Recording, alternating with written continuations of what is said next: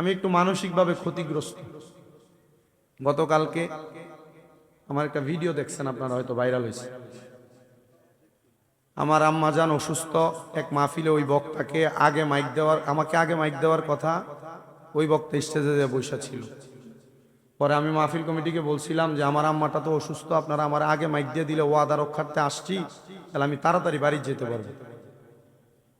তো বলে ওনারা ওই বক্তারে নামাই দিয়ে আমার স্টেজে উঠে দিচ্ছে। আমি ওয়াজ করছি 1 ঘন্টা 20 মিনিট, ওয়াজ করে নামে গেছি। ওই গতকালকের ভিডিওর পরে দেখলাম এই বক্তা বলতেছে যে আমি নাকি 2 ঘন্টা ওয়াজ করছি। আমি ওয়াজ করে নামে চলে গেছি। এরপরে বক্তা আমাকে নিয়ে অনেক মন্তব্য করছে যে কি আমার মার অসুস্থ ফালাই আমি মাহফিল আইলাম কিরে, আমি মানুষের ওয়াদা দিছি, ওয়াদা রক্ষা করতাম না? তো মা অসুস্থ, আমি আমার খেদমতের লোক দিয়েই আইছি, এখনো অসুস্থ বাড়িতে। তো পরে মন্তব্য করার পর গতকালকের মাহফিল আমি ওনার জিগাইলাম যে আপনারে আমি 24টা কল দিছি, 7 নাম্বার কল আমার রিসিভ কইরা আমি যখন জিজ্ঞাসা করছি আমার কইতাছে আচ্ছা রাহয়ন আমি ব্যস্ত। এরপরে আমি মোট টানা 24টা কল দিছি বক্তারে। দেওয়ার পর বক্তা আমার কল ধরে নাই। পরে আমি গতকালকের মাহফিলের পাইয়া কইছি আপনার তো অনেক ফিকাপ, আপনি আমার কলটা ধরেন নাই। এক হইতেছে মাহফিল করে আসি উজাগরি করি, আমি কল ধরমু কেমনে? তো যখন কল দিছি তখন তো ধরছেন, কাইটা দিছেন আমার কল। পরে আমি বললাম যে আপনি যে আমার ব্যাপারে আমার আম্মার অসুস্থতা নিয়ে মিথ্যাচার করলেন, এটা কি আপনি ঠিক করলেন? তখন হে আমার কইতেছে যান থেকে। তারপরে আমি কইলাম যে সূরা ফাতিহাটাও তো ঠিক মতো পড়তে পারেন না, কিন্তু সমালোচনা বালাই করেন। এটা বলার পর আমার গালে একটা থাপ্পড় লাগাইছে। আপনার কাছে কি মনে হয় এই থাপ্পড়টা খাই আমার দাম কমে গেছে? ওই এলাকার মাহফিল কমিটি, এলাকার মানুষ যারা প্যান্ডেলে ছিল, এর স্টেজে জুতা মারছে, এরা নামাইয়া নিয়ে এমন ভাবে ফিরাইছে আর মাথার টুপি পর্যন্ত পিলাইছে। আমি নিজে মাইকে বলছি যে আপনারা শান্ত হন, এ যা করছে এর কর্ম করছে, আপনারা উগ্র হয়েন না। পরে আমি মিলাদ ক্যাম্প করে মুনাজাত দিয়া মাহফিল থেকে আসছি, আদিয়েও দিছে। পরে এই বক্তারে বাইর করার জন্য মনে এলাকার চেয়ারম্যানে ওই শায়েস্তাগঞ্জ থানা পুলিশ পাঠাইছিল। আমি আগে আমার মতো আসছি সুন্দর মতো, এলাকার যুব সমাজ বলছে হুজুর যদি আমাদেরকে মুরব্বীরা বাধা না দিত এরা আমরা সেবডই করে নিতাম। আমি চাই নাই যে কোনো দ্বন্দ্ব হোক, আমি চাই নাই যে কোনো উগ্রবাদিতা হোক। আমি শুধু এতটুকু বলছি যে আপনি যখন আমার মাকে নিয়ে কথা বলবেন তখন আমি আপনাকে ভালো কথা বলতে পারবো না। আমি ডাইরেক্ট বুঝি সমাজে বহু সমালোচনা, বহু কাজ হবে। আমি যে আমার অসুস্থ আম্মাটার জন্য কি কাজ করছি, আমার এই ছোট ভাই এটা আমার, তারে জিগাইয়েন, অথবা আপনারা সবাইরে দাওয়াত দিয়ে গেলাম আমার বাড়িতে যাইয়েন। পিএলআইডি অপারেশন হয়েছে, তো হাঁটতে চলতে পারছে না। আমি আমার এই হাতগুলা দিয়া বললে গুনাহ হবে না, আমার শরম দাম কমবে না। আমি বক্তাই হয়েছে আমি এলেম দিয়া না, আমার মা বাপের দোয়া দিয়ে। আমি আমার এই হাতগুলা দিয়ে আমার মার প্রস্রাব পায়খানাটি সাফ করা লাগছে, আমার গুণ হইব? তবুও যাক, যত কিছু হয়েছে এখনো তো খেদমত চলে। আমি এই জন্য মানসিকভাবে ক্ষতিগ্রস্ত। তো আমাকে আহলে সুন্নাত ওয়াল জামাতের অনেক বড় বড় ওলামায়ে কেরামরা কল দিছে, বলছে যে বাবারে তুমি যে, আমরা তো এটা চিন্তা করছি তুমি রাগটা কন্ট্রোল করে যে বেড়ার উল্টে একটা দিছো না। আমি কইলাম যে আমি রাগ কন্ট্রোল করে বেড়ারে মারবো কেন? উনি ওনার নিজের কর্মের পরিচয় দিছে। আর উনি যদি সূরা ফাতিহাটা ক্লিয়ার করে পড়তে পারে, দেখি ইন্টারনেটে আইসা একবার সূরা ফাতিহাটা ক্লিয়ার করে পড়া দিত। কাদা ছোড়াছুরি হবে বিদায় আমি এটা নিয়ে বাজে কোনো মন্তব্য করার চেষ্টা করি নাই। সুন্নি যত মানুষ সোশ্যাল মিডিয়া এগুলা দেখেছেন, আপনারা এগুলা দেখে শুধু নিজেদের জায়গায় স্থির থাকেন। স্থির থেকে এতটুক মাইনা নেন যে উনি মুরব্বী হিসেবে আমার একটা শাসন করছে, আর আমি ফুত হিসাবে এটা থাপ্পড় গালে নিয়ে নিছি। কথা ঠিক আছে না? যদিও উনি আমার আম্মাকে নিয়ে সমালোচনা করছে, সমালোচনা করার পরও উনি আমাকে উত্তর দিছে তোর মা কুমিল্লা, আমি কি তোরে মারে দেখতে গেছি? তো সমালোচনা তো ঠিকই করে ফেলছে। তখন আমি রাগান্বিত হয়ে বলছি যে সূরা ফাতিহা ঠিক মতো পড়তে পারেন না, তো আপনি সমালোচনা করেন কেন? আল্লাহর দরবারের ফয়সালা আল্লাহ কিভাবে কি রাখছি, আমি আপনাদের সবার কাছে বলবো, আমরা যারা তরুণ বয়সে ওয়াজ করি, এই যে বললাম 261টা মাহফিল করছি, 261টা মাহফিলে যদি 1.5 ঘন্টা করে ওয়াজ করি, আপনি 1.5 ঘন্টার 261 দিয়া গুণ দেন, ধরেন 261 ঘন্টা, 261 ঘন্টা কথা বলার পরে কি আমার 10টা ভুল বক্তব্য আসতে পারে না? ভুল বক্তব্য আসার পর আমি যদি ভুলের উপর অটল থাকি তখনই না দেখা যায়। আমার জীবনে আমি যে ওয়াজ করি 10 বছর 17 সাল থেকে চলতেছে, আমার 3-4 বার অনেক কথা আমার মুখ দিয়ে আসছে যে কথার কারণে আমি সমালোচিত হয়েছি। কিন্তু সমালোচিত হওয়ার পর আমি আল্লাহর দরবারে তওবা করেছি। কেন জানেন? কারণ এটা আমার দাখিল ইবতেদায়ী লেভেল, দাখিল লেভেল, আলিম লেভেলের জিনারা আমার উস্তাদ ফাউন্ডেশন তৈরি করে দিয়েছে, ওনাদের শিক্ষা। আব্বারে কোনো অন্যায় করার পর কেউ যদি ছোট হয়, খাটো হয়, মাপ চায়, তার দম কমে না। যেখানে বান্দা 1000 গুনাহ করার পরে আল্লাহর কাছে ক্ষমা চাইলে আল্লাহ মাফ করে দেয়, তো তুমি তো ওয়াজে ভুল করো, তোমার ক্ষমা তো আল্লাহই করবে। আমি তখন এটা মাইনা নেই। এজন্য আমি আপনাদের সবার কাছে এতটুকু আবদার রাখি, আপনারা আমাদের জন্য দোয়া করবেন। কোনো ভণ্ড, কোনো মূর্খ, কোনো বাতিল, এক কথায় যারা সমাজে বিভ্রান্ত তৈরি করে এদের কথায়। আর এই যে সোশ্যাল মিডিয়াটা, এটা খুব খারাপ জিনিস। এটারে খারাফিয়তের মধ্যে পইরা আমরা যেন আমাদের বিবেকটাকে এই সোশ্যাল মিডিয়াতে বিলীন যেন না করে দিই। আল্লাহ সে তৌফিক আমাদেরকে দান করেন। আমি অনেককে দেখেছি ওই বক্তার ব্যাপারে অনেক মন্তব্য করেছেন। আমি সবাইকে বলবো যে কারোর ব্যাপারে কোনো মন্তব্য করার দরকার নাই।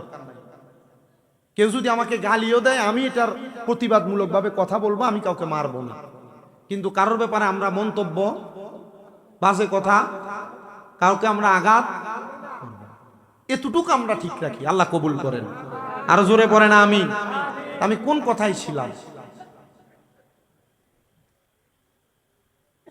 হারাম যারা খায়, সুদ যারা খায়, ঘুষ যারা খায়, পরের হক মাইরা মাইরা যারা খায়, এ মানুষগুলা কবরে শান্তিতে থাকে না। এর ভিতরে এক প্রকারের সুদখোর হলো এলাকার অনেক মা বোনেরা। আপনাদের এলাকা আছে কিনা এটা আপনারা জানেন, তবে আমি অনেক এলাকার খবর পাইছি যে মহিলারাও সুদে টাকা লাগায়, আছে না? আরেক প্রকারের সুদখোর আছে রে বাবা, যে সুদ সে এলাকার মানুষের কাছে লাগায় না। ব্যাংকের মধ্যে 10 লাখ, 15 লাখ, 20 লাখ টাকা এবার একসাথে এফডিআর এর নামে রেখে দেয়। 10 বছর 15 বছর পরে তুলবে, এই 10 লাখ টাকা ডাবল হবে, ব্যাংক তার এটাকে ডাবল করে দিবে। এমন অনেক মানুষ আছে দোকানে বসে বসে মানুষের সমালোচনা করে। যদি প্রশ্ন করা হয় কাকা চলেন কেমনে, কোনো কাজকর্ম করেন না, বেটা ডাইরেক্ট জবাব দেয় আল্লাহ চালায়। কিন্তু খবর নিয়ে দেখা যায় বেটা এফডিআর এর নামে ব্যাংক থেকে সুদের টাকা তুলে তুলে খায়। আপনারা বলেন এমন সুদখোর সমাজের মধ্যে আছে না নাই? সুদে গোসে জীবন কাটে, কপালে তার দাগ, মক্কাতে যায় হজ করিতে, উনি নামের আগে লাগায় হাজি সাহেব। সুদে গোসে জীবন কাটে, কপালে তার দাগ, মক্কাতে যায় হজ করিতে, নামের আগে লাগায় হাজি সাহেব। ওরে চা দোকানে বৈশা হাজি, টেলিভিশন চাই, হিন্দি গানের তালে তালে পা দুটি লড়াই। এত দুঃখ রাখবো কোথায়, রাখার জায়গা নাই। এত দুঃখ রাখবো কোথায়, রাখার জায়গা নাই। আমাদেরই কপালেতে শান্তি বুঝি নাই। আপনারা বলেন এমন সুদখোর গুলারে বহু এলাকার মধ্যে মসজিদের সভাপতিও বানায় কি বানায় না? এমন সুদখোর ঘুষখোর গুলারে বহু এলাকার মসজিদের সেক্রেটারি বানায় কি বানায় না? এমন সুদখোর ঘুষখোর গুলা সমাজের মধ্যে উগ্রবাদিতা ছড়ায় কি ছড়ায় না? প্রিয় মুসলমানেরা, এমন হারাম কারা থেকে আপনারা দূরে থাকবেন। 2 নাম্বার, পরের হক খাওয়া। মা বাবা মারা যাওয়ার পরে ভাই বোনের সম্পত্তি দখল করা থেকে দূরে থাকবেন। মানুষের জমি দখল করা, টাকা পয়সা মেরে খাওয়া, এমন নেফাকি থেকে আপনারা দূরে থাকবেন। আরেকটা কথা বলে দিয়ে যাই মুসলমান, এমন নেফাকি থেকে দূরে থাকার পর যদি আপনি কবরে যান, আপনাকে কিন্তু কঠিন যন্ত্রণা পাওয়া লাগবে না। আল্লাহর হাবিব মুহাম্মাদুর রাসূলুল্লাহ সাল্লাল্লাহু আলাইহি ওয়াসাল্লাম মদিনা রাহমাতুল লিল আলামিন নবী আমার জানায় উম্মত, দুনিয়ার জমিনের মধ্যে এমন খারাপ বাদে কর্ম করার কারণে তো বান্দা জাহান্নামে পড়ে যায়, কিন্তু তোমরা কি জানো সুখবর তো তাদের জন্য। আল্লাহ তারা কারা তাদের পরিচয়টা জানিয়ে দেন না। আল্লাহ বলেন লা ইয়াস্তাবি আসহাবুন নারি ওয়া আসহাবুল জান্নাহ, আসহাবুল জান্নাতি হুমুল ফাইজুন। যারা জাহান্নামী আর যারা জান্নাতি তারা একরকম না। আল্লাহ গো আপনার কাছে জানতে চাই তাহলে একরকম না তো তারা কি? আল্লাহর হাবিব মুহাম্মদুর রাসূলুল্লাহ সাল্লাল্লাহু আলাইহি ওয়াসাল্লাম আল্লাহ তাআলার কোরআনুল কারীম থেকে বলেন আসহাবুল জান্নাতি হুমুল ফাইজুন, যারা জান্নাতি তারা হলো সফল কাম। এবার আপনারা বলেন ও আমার চান্দা এলাকার বাবারা, ও আমার খারখাদিয়া আশেপাশে এলাকার বাবাজিরা বন্ধুরা, যদি জান্নাতি আর জাহান্নামী একরকম না হয়, জান্নাতীরা সফল কাম হয়, আমরা সবাই জান্নাতি হতে চাই কি চাই না? কারা কারা হতে চাই দুই হাত তুলে আমার আল্লাহকে দেখায়। আল্লাহ তাআলা কবুল করেন, জোরে বলেন আমিন।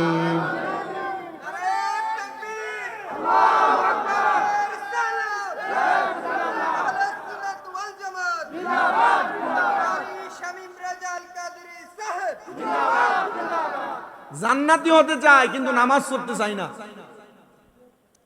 জান্নাতি হতে চাই মা বাপরে বাদ দিতে চাই না। জান্নাতি হতে চাই আম্মা আব্বারে অসৎ আচরণ করি, খারাপ ব্যবহার করি। জান্নাতি হতে চাই ভাইয়ে ভাইয়ে দ্বন্দ্ব, ভাবির লোকে দ্বন্দ্ব লাইগা, জালে জালে দ্বন্দ্ব লাইগা মা বাপরে জুদা করে দেই। এমনও এলাকা আছে যে সমস্ত এলাকার মধ্যে মা বাবার খাওন নিয়া, মা বাবারে কে কয় বেলা খাওয়াই বেটা নিয়ে সালিশ বসে, বিচার বসে, দরবার বসে। কথা বলেন না ঠিক কিনা? আল্লাহর নবী এভাবে জানায় কপাল পোড়া, হতবাগা, কপাল মন্দ ওই মানুষটার যেই ব্যক্তির দুনিয়াতে মা বাবা থাকা অবস্থায় সে জান্নাত হাসিল করতে পারে নাই। তাদেরকে মন্দ কপালওয়ালা বলছে, বদ নসিবওয়ালা বলছেন, হতবাগা বলছেন।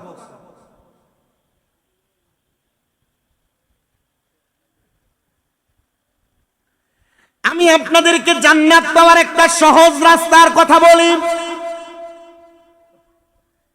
আমি যে আয়াতে কারিমা আপনাদের কাছে তিলাওয়াত করেছিলাম খণ্ড বিশেষ, ওয়াবুদুল্লাহা ওয়ালা তুশরিকু বিহি শাইআন ওয়া বিল ওয়ালিদাইনি ইহসানা। আল্লাহ তাআলা বলেছেন আয়াতে কারিমায় তিনটা কাজের আদেশ করেছেন। এক নাম্বার, তোমরা আল্লাহর ইবাদত করো। তো আমরা ইবাদত করি কার? নামাজ পড়ি কার জন্য? রোজা রাখি কার জন্য? হজ করি কার জন্য? যাকাত দেই কার জন্য? দান সদকা করি কার জন্য? তাহলে আমরা ইবাদত করি সেজদা দেই আল্লাহকে। অনেক মানুষ আছে আমাদেরকে অপবাদ দেয় আমরা নাকি মাজারে সেজদা দেই, বলে না? খোদার কসমের আমি মিথ্যাবাদী। কারণ কোন বুঝদার মানুষ কখনো আল্লাহ ছাড়া মাজারের সামনে মস্তক অবনত করে না। আমাদেরকে মিথ্যা অপবাদ দেয়, আমরা মাজারের কাছে মস্তক অবনত করি, মাজারের কাছে চাই। খোদার কসম, যারা মাজার পূজারী বলে অপবাদ দেয়, ওনারা একটাবার চিন্তা করে না যে যারা জানে, যারা বুঝে, এরা কখনো মাজারে সেজদা করে না। কারণ আহলে সুন্নাত ওয়াল জামাতের আকীদাই মাজারকে সেজদা করা যাবে না। সেজদা পাওয়ার মালিক একজন, তিনি কে? আমি বলবো ভাই, আমি আপনাকে বলবো না যে আপনি মিথ্যাবাদী, আমি বলবো আপনি একটু যাচাই করেন। যারা মাজারে সেজদা করে এরা কখনো সুন্নি হতে পারে না। আমরা জিয়ারত করি, কোন না? আমরা কি করি? জিয়ারত করি। আল্লাহর হাবিব তো বলেছেন নাহাইতুকুম আন জিয়ারাতিল কুবুরি, তোমরা কবর জিয়ারত কইরো না। কিন্তু নবীজি যখন দেখলেন মানুষ কবরের কথা ভুলে যাচ্ছে, তখন নবীজি বলছে ফাজুরুহা, তোমরা জিয়ারত করো। আমরা কবর জিয়ারত, মাজার জিয়ারত করি এই কারণে যে আমাদের মরণের কথা স্মরণ হবে।